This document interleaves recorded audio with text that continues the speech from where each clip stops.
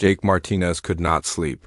For the third night in a row, he sat in his chair on the bridge of the Aurora, staring at the stars through the big window. The coffee in his cup had gone cold hours ago, but he did not notice. His mind was too busy thinking about the strange signals they had been picking up.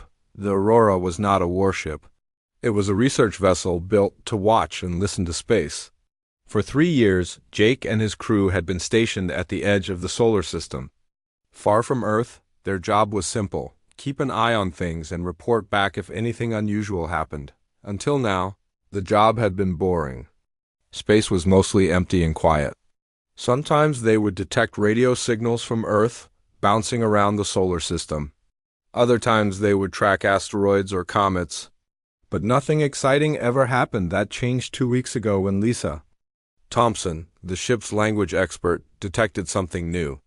The signal was weak at first, barely stronger than background noise. But it was clearly artificial. Someone or something was sending messages through space. Lisa had been working day and night to decode the signal. She was a smart woman, the kind who could learn new languages in weeks instead of years. But this was different. This was not human. "Commander Martinez," Lisa's voice came through the ship's communication system. "Please come to the lab. I think you need to see this." Jake set down his coffee cup and walked through the narrow corridors of the Aurora. The ship was small, with only 20 crew members. Everyone knew everyone else, and they all trusted each other. That trust would be important in the days ahead. The lab was a small room filled with computers and screens.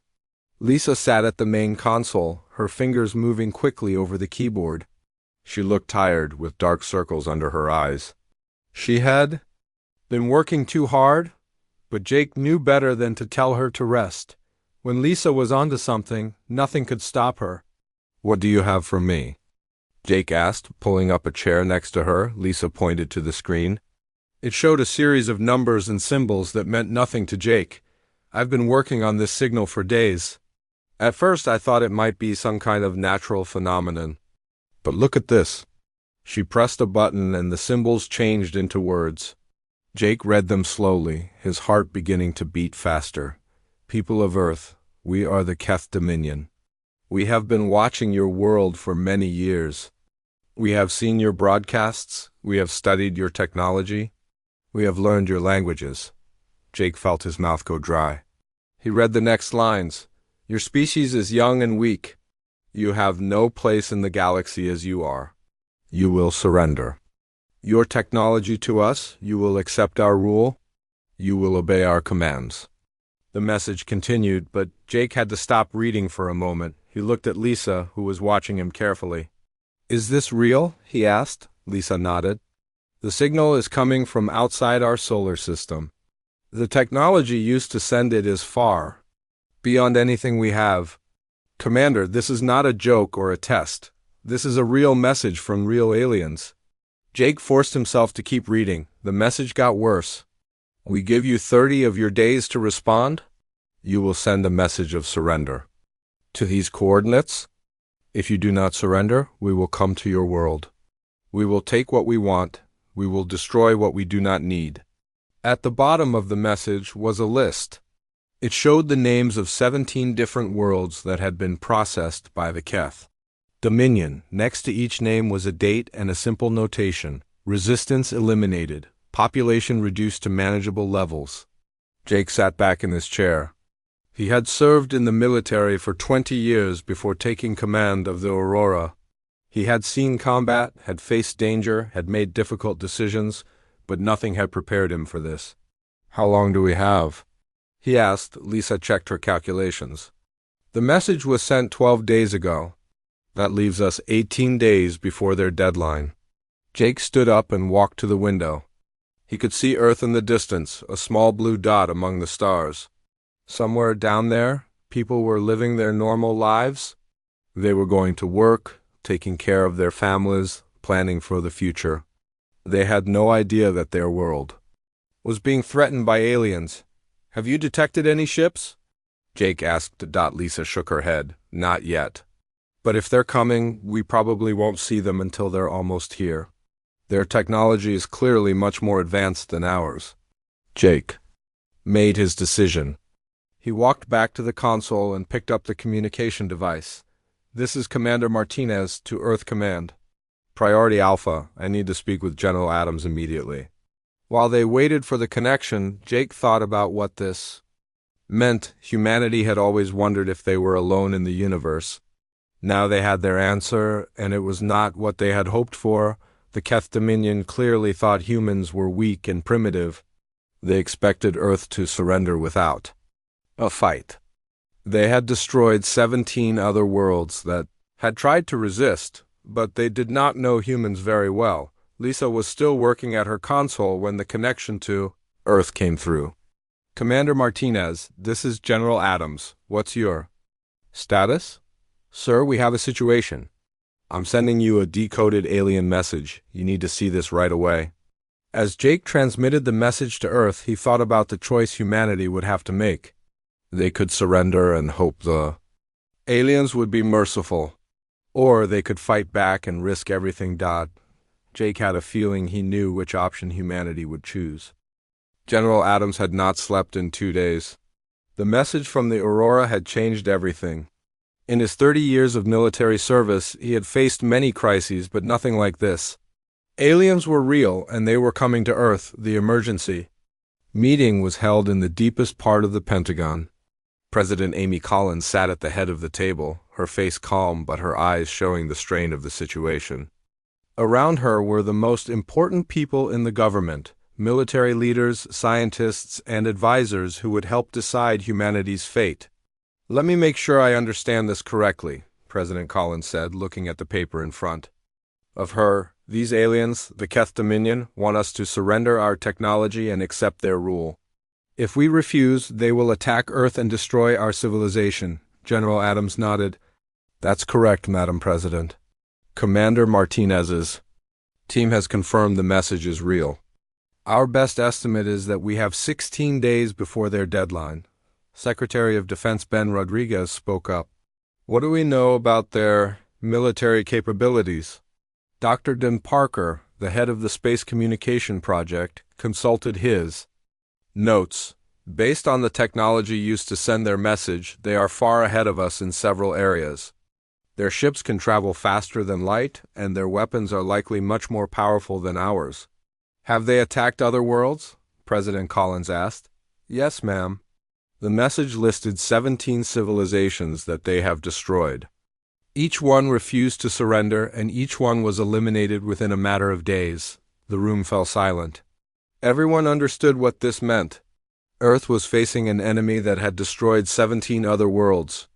The odds were not good. Secretary Rodriguez cleared his throat. "Madam President, we need to consider all options. Perhaps we should try to negotiate with them. Maybe we can find a peaceful solution." General Adams shook his head. "Sir, I don't think that's possible." The message was very clear. They want complete surrender, nothing less. They see us as primitive and weak. They don't respect us enough to negotiate. President Collins stood up and walked to the window. She could see the city of Washington outside, full of people going about their normal lives. They had no idea that their world was about to change forever. "What are our military options?" she asked. Admiral Kate Wilson, the head of the Space Defense Initiative, opened her folder. "We have been preparing for this possibility for 5 years. The Omega Project has been building weapons and ships in secret. We have orbital defense platforms around Earth, and we have a small fleet of warships." "How small?" President Collins asked. 24 ships, Madam President. They are equipped with the latest technology, including experimental weapons that we have been testing. But compared to what the aliens probably have, it's not much." Dr. Parker raised his hand. "There is one advantage we might have. The aliens have been monitoring our public broadcasts, but they don't know about our secret military projects. They think we are much weaker than we actually are." General Adams agreed. "That's right. They probably expect us to surrender without a fight. They won't be prepared for real resistance." President Collins returned to her seat. "I want everyone to be honest with me. What are our chances if we fight?" The room was quiet for a long moment. Finally, Admiral Wilson spoke. Madam President, if we fight, we will probably lose. But if we surrender, we lose everything anyway. At least if we fight, we die as free humans. President Collins looked around the table at each person. These were smart, experienced people who had dedicated their lives to protecting America and the world. If they thought fighting was the only option, then she would trust their judgment. Very well. We will not surrender. Dr. Parker, I want you to prepare a response message. We will send it on all frequencies so that not only the Keth Dominion hears it, but every alien species in the galaxy. Dr. Parker nodded. What do you want the message to say? President Collins thought for a moment. Tell them that Earth refuses to surrender. Tell them that humans will not be conquered or enslaved. Tell them that if they want a fight, they will get one. Over the next 3 days, the message was carefully prepared. Dr. Parker worked with linguists and communication experts to make sure it would be understood by alien species. The message was also designed to be impossible to ignore or block. Meanwhile, General Adams began preparing Earth's defenses. The orbital platforms were moved into position. The warships were armed with the most powerful weapons humanity had ever built. Every military base on Earth was put on high alert. On the 4th day, President Collins addressed the world. She told the people of Earth about the alien threat and about the choice their government had made. She explained that humanity would not surrender, no matter what the cost. My fellow citizens, she said, looking directly into the camera, we are about to face the greatest challenge in human history. An alien empire has demanded our surrender. They have destroyed 17 other worlds that refuse to obey them. They expect us to give up without a fight. She paused, letting her words sink in. They are wrong. We are humans. We have never surrendered to bullies, and we will not start now. We will fight for our freedom. We will fight for our families. We will fight for our world. The reaction around the world was immediate. Some people were scared. Some were angry, but most were determined. Humanity had been challenged, and they were ready to respond. That same day, Dr. Parker activated the communication arrays. The message to the galaxy began broadcasting on every frequency that Earth could reach. This is Earth calling the galaxy, the message began.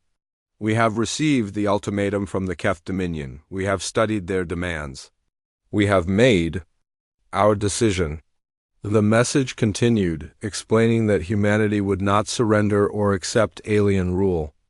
It described Earth's military capabilities and warned that any attack would be met with fierce resistance, but the most important part came at the end. To the Keth Dominion, if you want Earth, come and take it. To all other species listening, this is your warning. Anyone who joins with the Keth against humanity will share their fate. Attack us, and you will vanish forever. The message was sent with enough power to reach hundreds of star systems. Within hours, it was spreading through the galaxy, carried by relay stations and communication networks that humanity did not even know existed. On Earth, people waited. They knew the aliens were coming. They knew the fight would be hard. But they also knew that humanity had made its choice. They would not surrender.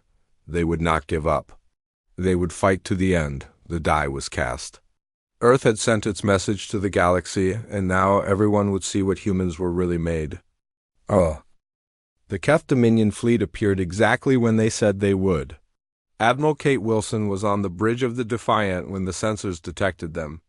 12 massive ships, each one bigger than anything humanity had ever built, dropped out of hyperspace at the edge of the solar system.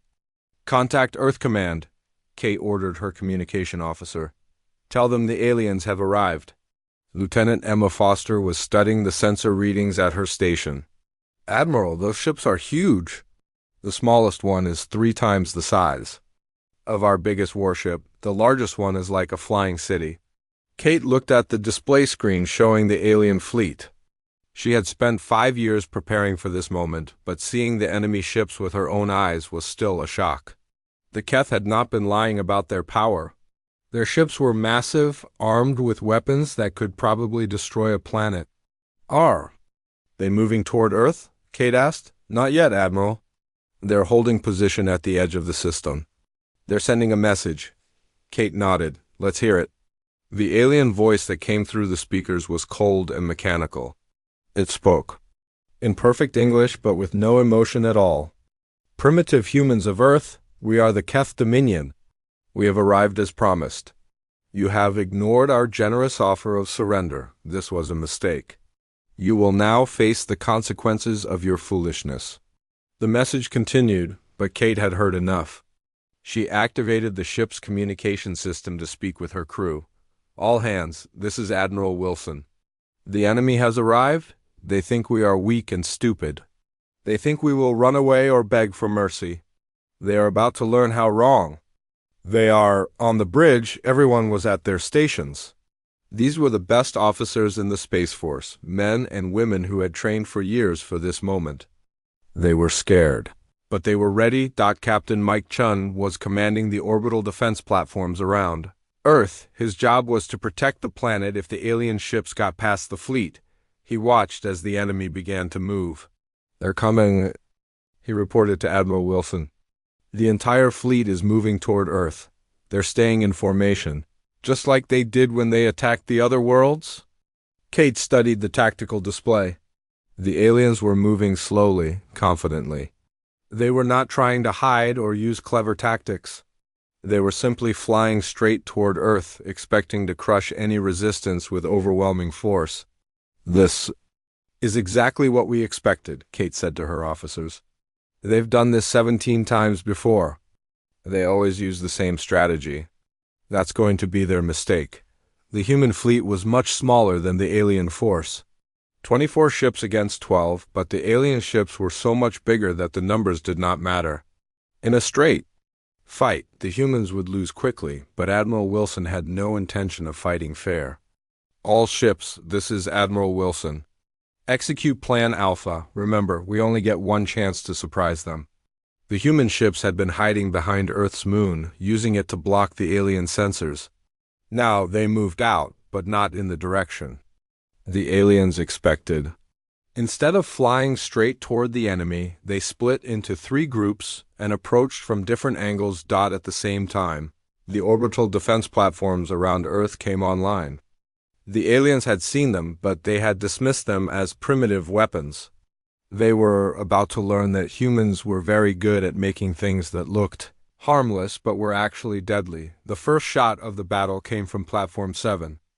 Commanded by Captain Lisa Hayes, she had been waiting for this moment for 3 years.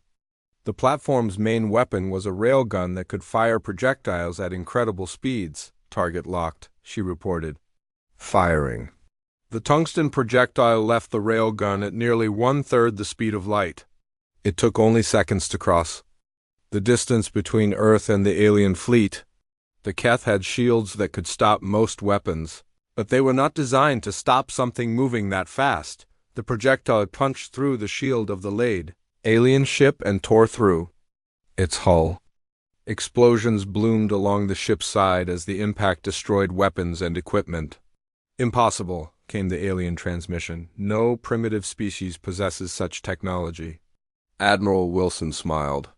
Lieutenant Foster, open a channel to the alien fleet. Channel open, Admiral. This is Admiral Wilson of the Earth Defense Force. You should have listened to our message. We told you what would happen if you attacked us. The alien response was immediate and angry. You will pay for this insult. Prepare to be destroyed. The alien ships began to spread out, abandoning their tight formation. They were no longer treating this as a simple conquest.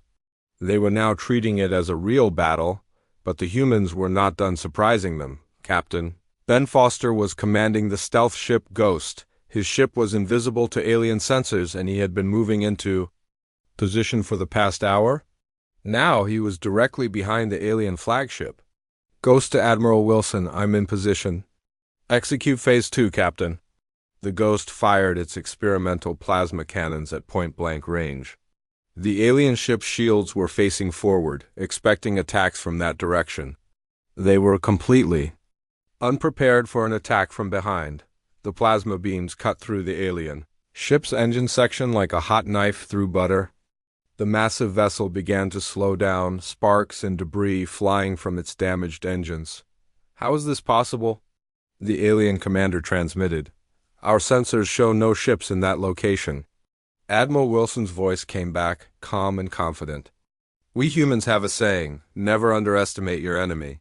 You thought we were primitive. You thought we were weak. You thought we would surrender without a fight. You were wrong about everything. The battle was just beginning, but already the aliens were learning that humans were not like the other species they had conquered. The 17 worlds that had fallen to the Keth Dominion had been peaceful civilizations with little experience in warfare. Humans were different. They had been fighting wars for thousands of years. They knew how to build weapons. They knew how to use tactics and strategy. Most importantly, they knew how to fight when they were outnumbered and outgunned. The alien fleet was still much more powerful than the human force. But power was not everything. The aliens had expected an easy victory, and they were not prepared for a real fight. As the battle continued, more human ships appeared from unexpected directions. They used hit-and-run tactics, striking quickly and then disappearing before the aliens could respond. They targeted the alien ships' weapons and engines, trying to disable them rather than destroy them. The Keth Dominion had conquered 17 worlds using fear and overwhelming force.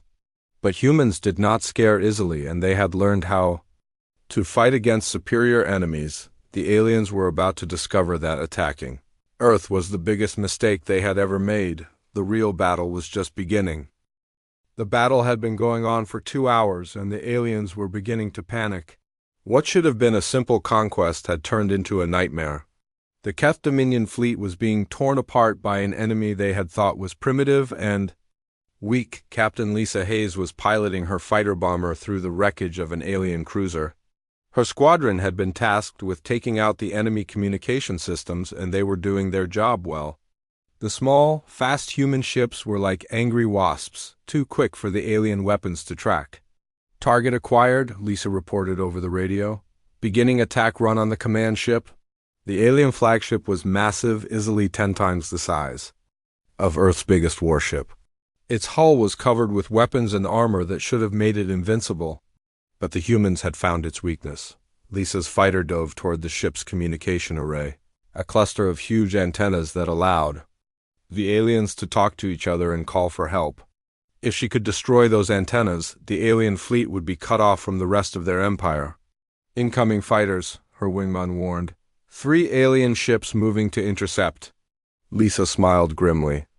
The alien fighters were bigger and more heavily armed than the human ships, but they were also slower and less maneuverable. In a dogfight, the humans had the advantage.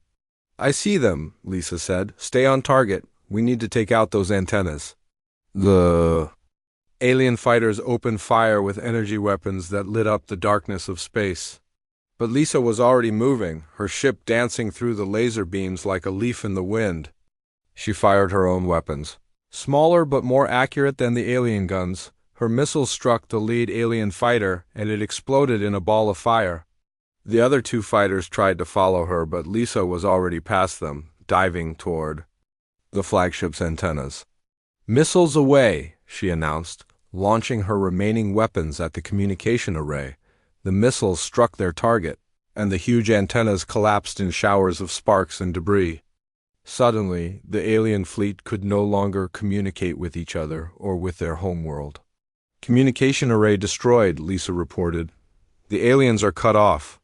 Admiral Wilson smiled as she heard the report. This was exactly what they had planned.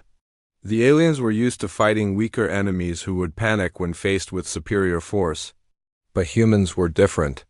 They had learned to turn their enemies' strengths into weaknesses.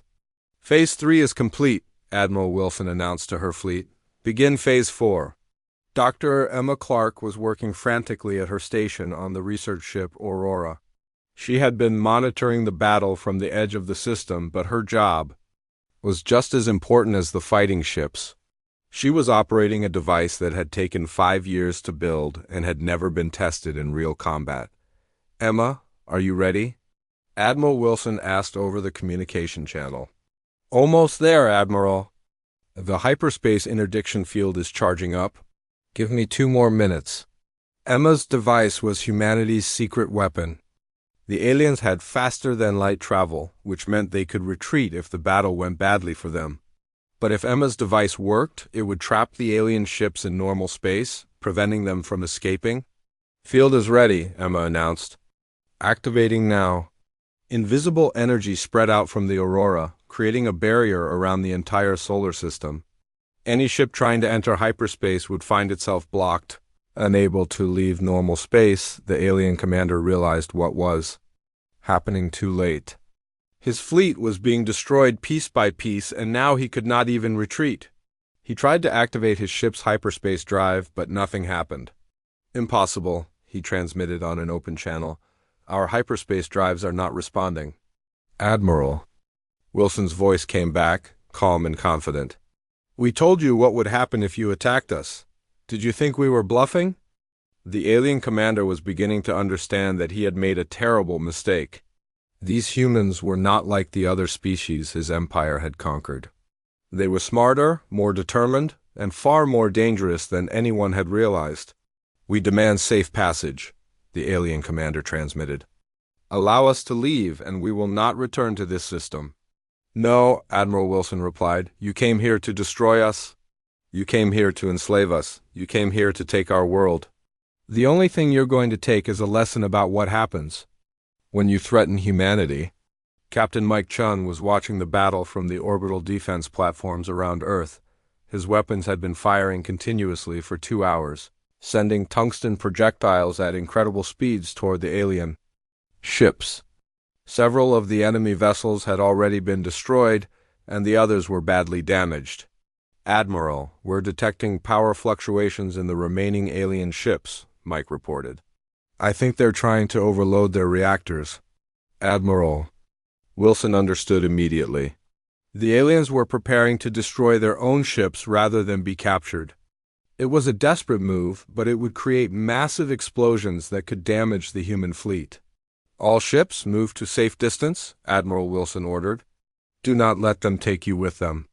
But Lieutenant Colonel Amy Roberts had a different idea. She was piloting one of the experimental ships, equipped with a new type of weapon that could disable enemy reactors without destroying them.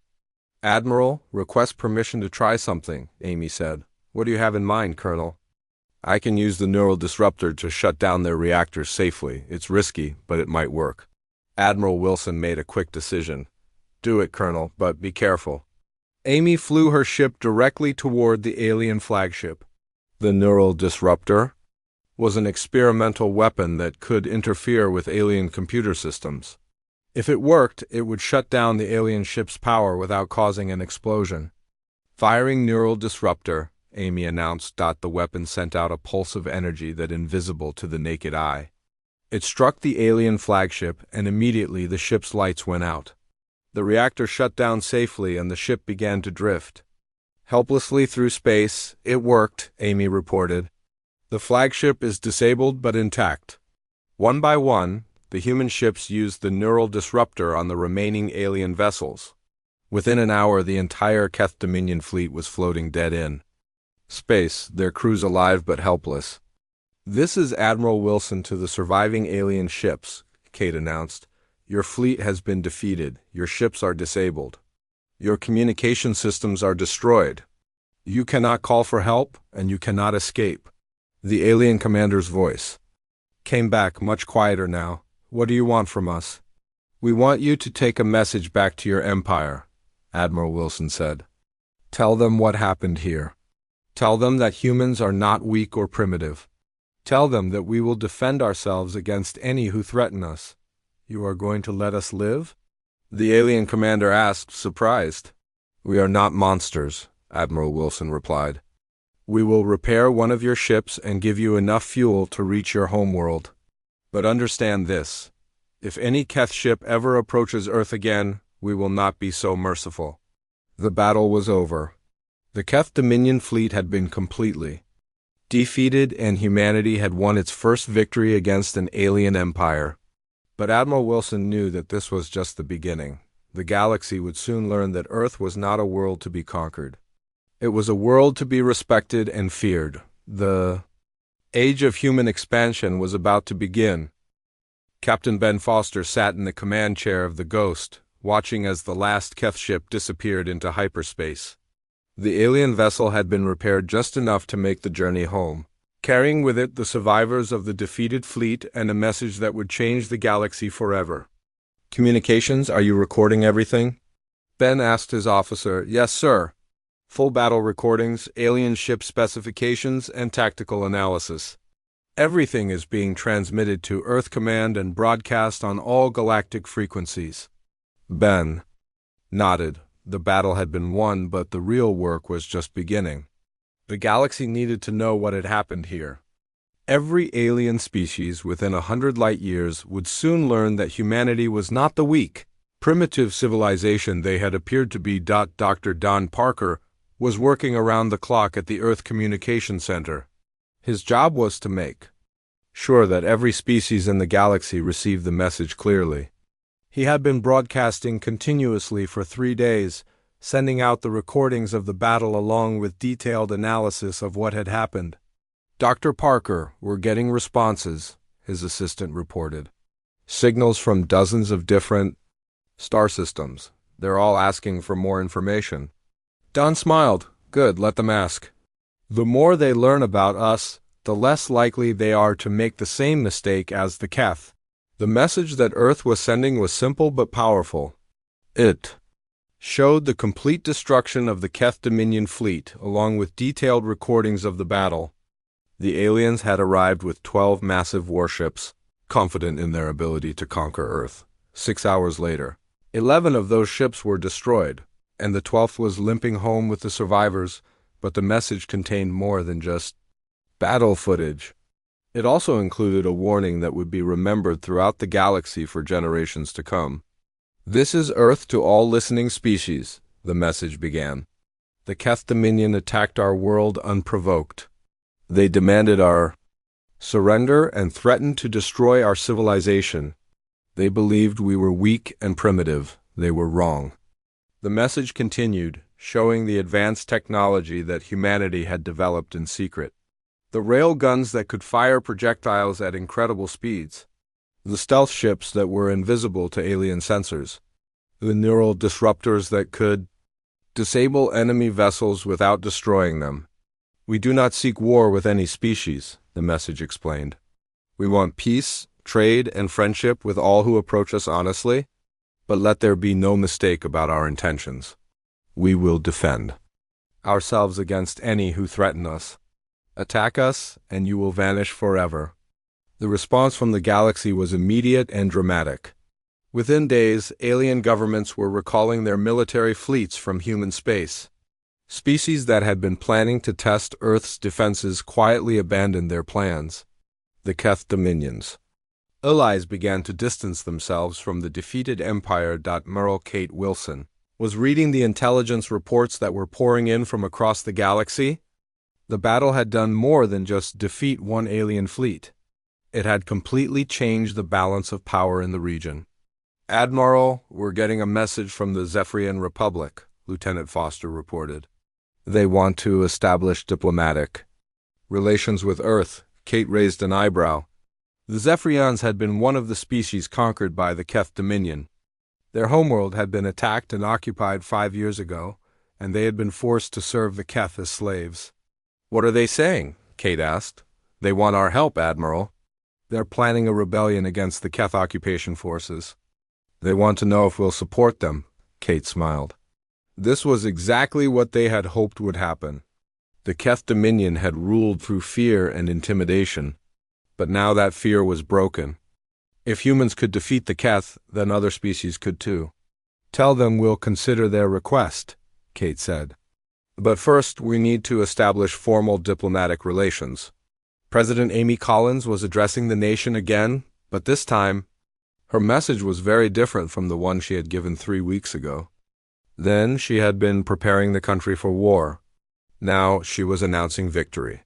"My fellow Americans and citizens of Earth," she began, 3 weeks ago, we faced the greatest threat in human history. An alien empire had demanded our surrender and threatened to destroy our world. Today, that threat has been eliminated." She paused, looking directly into the camera. The Keth Dominion fleet has been defeated. Their ships lie in ruins in our solar system. Their survivors have been sent home with a message that will be heard throughout the galaxy. Earth will not be conquered. Humanity will not be enslaved. We have taken our place among the stars, and we will defend that place against all who threaten us. The reaction on Earth was celebration, but it was tempered by the knowledge that this was just the beginning.